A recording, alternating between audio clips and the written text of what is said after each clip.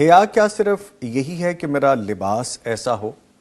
حیا کیا صرف یہی ہے کہ میرا حجاب ہو؟ اگر میں خواتین کا ذکر کرتا ہوں تو حیا کو اگر ہم اپنے جسم کے پیرہن کے لیے، اس کی خوبصورتی کے لیے، لباس کے لیے استعمال کرتے ہیں تو اس کے لیے حیا ہمیں کیا سکھاتی ہے، دین ہمیں کیا سکھاتا ہے؟ اگر لباس کے حوالے سے بنیادی طور پر دیکھیں تو اس کا مطلب ہی ڈھانپنا ہے. جی. تو لباس جو ہے وہ تن ڈھانپنے والا ہو، ٹھیک ہے، لباس زینت کے لیے بھی ہے، موسم کے سرد و گرم سے بچنے کے لیے بھی ہے، لیکن لباس کا اصل مقصد جو ہے ستر پوشی ہے. جی. کہ انسان کے پوشیدہ اعضاء کو ڈھانپے، یہ حیا کا تقاضا ہے. جی.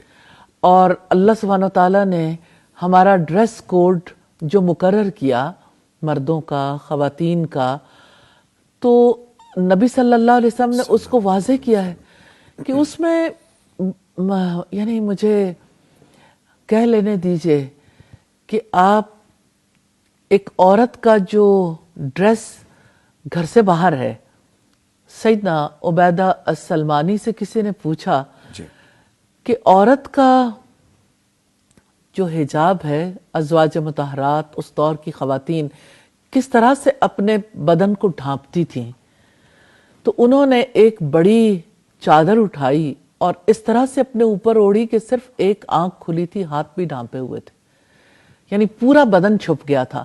میں اس وجہ سے اس بات کو سامنے رکھ رہی ہوں کہ یہ گھر سے باہر کا ایک لباس ہے. اسی طرح گھر کے اندر کا ایک لباس ہے. اسی طرح سے آپ اللہ سبحانہ تعالیٰ کے حضور نماز کے لیے جاتے ہو.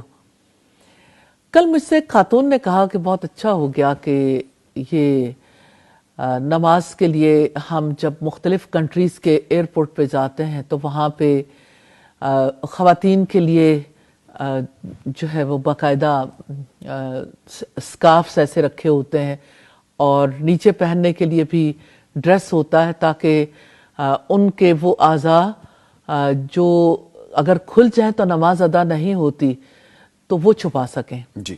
تو کہتی ہیں مجھے بڑا اچھا لگا کہ ایئرپورٹ پہ بچیاں جس طرح کا بھی ڈریس پہنا ہوتا تھا، خواتین آتی تھیں اور اس ڈریس کو پہنا اور اس کے ساتھ انہوں نے نماز ادا کر لی. جی. تو نماز کے اندر جو اللہ سبحانہ تعالیٰ اور بندے کا تعلق ہے اس کے لیے بھی ایک ڈریس کوڈ ہے نا خواتین کے لیے، خاص طور پہ کہ آپ کے کس طرح سے آپ کا پورا جسم جو ہے وہ ڈھانپا ہوا ہونا چاہیے. تو آپ سوچیں کہ جب اللہ سبحانہ تعالیٰ سے حیا کرنے کو ایک عورت سمجھ لیتی ہے کہ اللہ سبحانہ تعالیٰ سے کیسے حیا کرنی ہے، کس طرح کا لباس پہننا ہے، تو اس کے لیے یہ سمجھنا مشکل نہیں ہے کہ ہمارا ڈریس کوڈ اصل میں کیا ہے. اور پھر آپ گھر کے اندر ہو، آپ اس بات کو دیکھیے کہ گھر کے اندر آپ اپنی زینت اختیار کر سکتے ہیں، آپ خواتین کے دائرے میں زینت اختیار کر سکتے ہیں اور لباس عورت جس طرح کا بھی پہننا چاہے، ٹیکسچر، کلر، کسی چیز سے وہ نہیں ہے، لیکن یہ کہ اس کا لباس ایسا نہ ہو جس سے اس کا جسم جھلکے، جس کی وجہ سے یعنی کسی کے جذبات میں انگیخت پیدا ہو، تو ایسا لباس نہیں ہونا چاہیے. باقی یہ کہ کوئی بھی ڈیزائن، کوئی بھی طریقہ وہ اختیار کرنا چاہے تو اس میں کوئی حرج کی بات نہیں. گھر کے اندر اگر وہ اپنا دوپٹہ یا اپنا سر انکور کرتی ہے تو کوئی حرج نہیں. لیکن ایک بڑا انفارچونیٹ سلسلہ ہے. جی. میں نوائے وقت کے حوالے سے بھی یہ بات آپ کے سامنے رکھنا چاہتی ہوں. بڑا انفارچونیٹ ہے کہ لوگوں نے یہ سمجھ لیا، باپ، بھائی، یعنی بہت دیندار گھرانوں میں بھی ایسا ہی سلسلہ ہے، محرم رشتہ دار کے وہاں تو کوئی، یعنی جیسے خواتین کے سامنے آپ آ سکتے ہیں ایسے محرم رشتہ داروں کے سامنے بھی آ سکتے ہیں. تو اسلام نے تو ڈریس کے لیے یہ بھی ترتیب مقرر کی ہے کہ اس میں بھی احتیاط کی جائے. اور یہ ہے کہ اگر آپ یعنی محرم رشتہ داروں کے سامنے بھی، باپ بھائی کے سامنے بھی احتیاط نہیں کریں گے. میرے والد ہمیشہ ہمیں یہ کہتے تھے کہ نہیں، گلا ایسا نہیں پہننا جس سے گردن کی ہڈی جو ہے وہ نظر آئے، باپ اور بھائی کو بھی نظر نہیں آنی چاہیے، گردن کی ہڈی تک.